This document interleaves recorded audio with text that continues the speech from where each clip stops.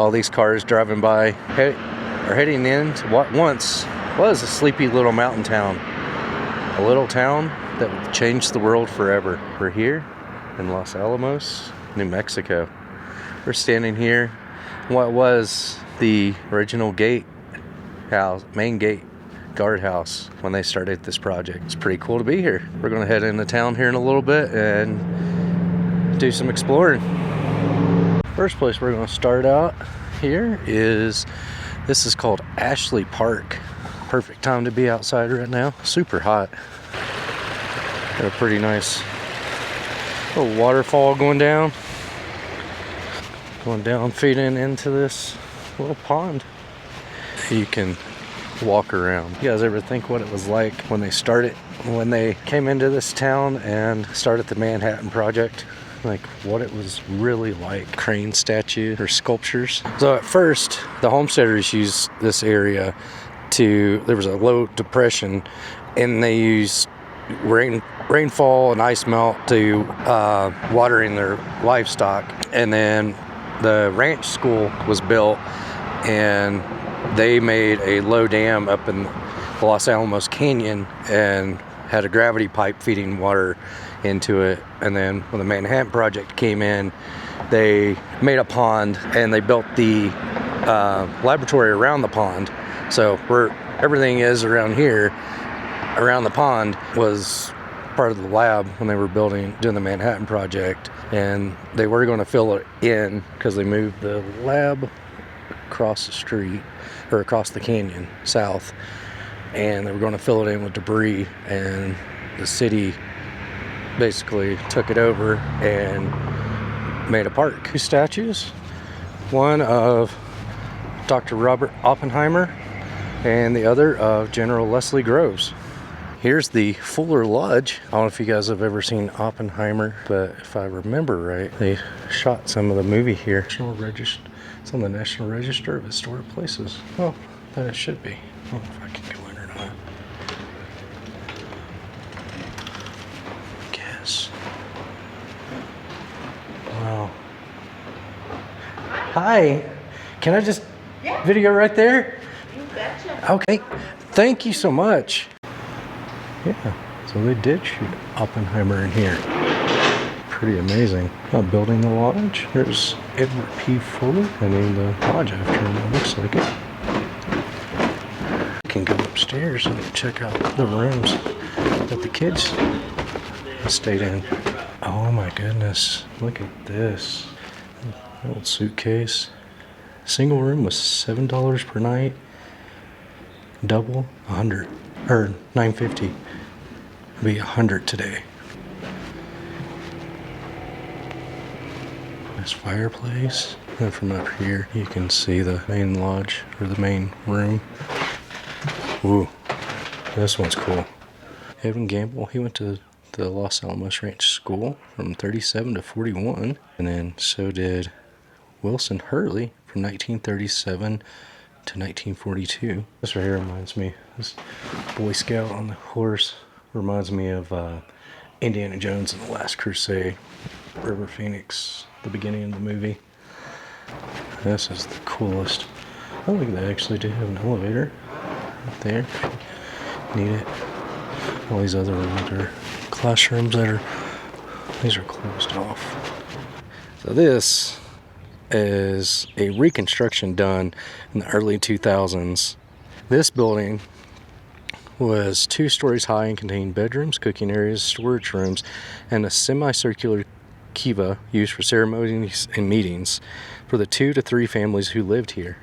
You just think about that. You're going from this to what they did in the Manhattan Project in this one area. That is the advancement in that's just crazy in technology. And right over here is the home that Oppenheimer lived in from 1943 to 1945 when he was the project director. He lived here with his wife Kitty and their young children, Peter and Tony. And, wow, look at that. A big old snowstorm. Here's a closer look at Oppenheimer's house. They're fixing it up now. Can you imagine? one of the greatest minds of the 20th century living here. It's pretty cool. So right here where this building is was once set a place called the Big House, which was the Ranch Schoolhouse Dormitory, which was the largest building on the plateau. Stood here from near the site from 1917 to 1948. During the Manhattan Project, it housed the first scientist to arrive here, shared its one bathroom. The radio station KRS, also located at the house, was hardwired directly into people's homes to keep it from being broadcast over the airwaves. That's what it looked like. This placard talks about Bathtub Row. The log and stone cottages on the tree-lined street had been home to the ranch school staff and proved to be the nicest living quarters in the community. Highest level scientific and military personnel on the project, including Laboratory Director Dr. J Robert Oppenheimer and Base Commander Colonel Whitney Asbridge, lived in the homes, the only ones in town with bathtubs. This right here is called the Hans Beth House. It was originally a staff cottage. It burned down in 1831 and they rebuilt it during World War II. Edwin McMillan, who won the 1951 Nobel Prize in Chemistry, and his wife Elsa lived here. Right after that, Hans Beth, this gentleman right here. So right after the war, Hans Beth moved in. This gentleman right here. He was the 1967 winner of the Nobel Prize, and him and his wife Rose moved in, and then he lived here for about 6 months, but they still named it after him. It's right here. This is what it used to look like. Right here behind Hans's house. It's a 1947 Plymouth sedan with the general's car. Look at this. Oh, yeah, I got a helmet down there. Rear-wheel drive, 3-speed manual gearbox. Look, a comfy seat right there.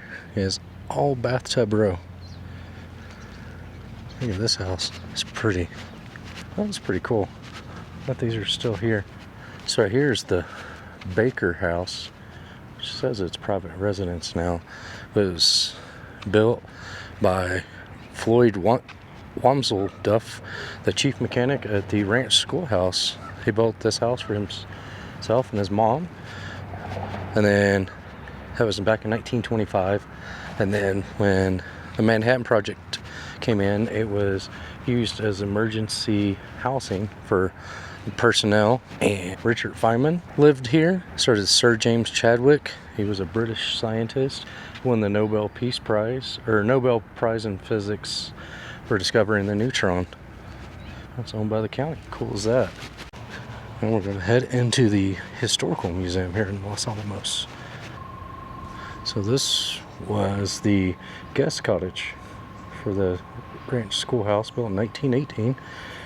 It's the oldest continually used building in Los Alamos. Also served as the school's infirmary and later provided overnight accommodations for visiting parents. During the Manhattan Project, General Leslie Groves, and other dignitaries stayed in here as well. And it's been a history museum since 1968. There's an original picture of it. Ancient love lines. Arrived in New Mexico in the 1500s. The women who served here, answering the call during World War II, enlisted women stepped forward to serve their nation. Some were assigned to the Manhattan Project site, known as Project Y. They filled essential roles as clerks, technicians, operators, drivers, nurses, and scientists. There were 260 enlisted women who lived here. This is T3 Mary Lucy Miller. She ranked among the most highly educated women at Los Alamos during World War II. She earned a PhD in physical chemistry from Columbia University and conducted research at the prestigious Washington University School of Medicine and the Rockefeller Institute for Medical Research. There's ID badges. This War Department Office Provost Marshal. This is Jean L. Waiter. This is bunker glass. This piece of window from an underground bunker at the Trinity test site is made of 3 layers of half-inch glass. Next to it, a merchant calculator. Machines like this one were used by women acting as computers for the Manhattan Project. So a pen right here was given to all Project Y civilian personnel who worked on the atomic bomb bomb. Project E has stood for excellence. These are gold tooth caps that were made for Alan Graves to protect his mouth from radiation from his own fillings. After exposure, accidentally killed scientist Louis Slotin, Trinitite, from the Trinity test site. This is a camera owned by Jack Aby. The only color photographs of the Trinity site using this 35mm camera. And here's a piece of the firing cable.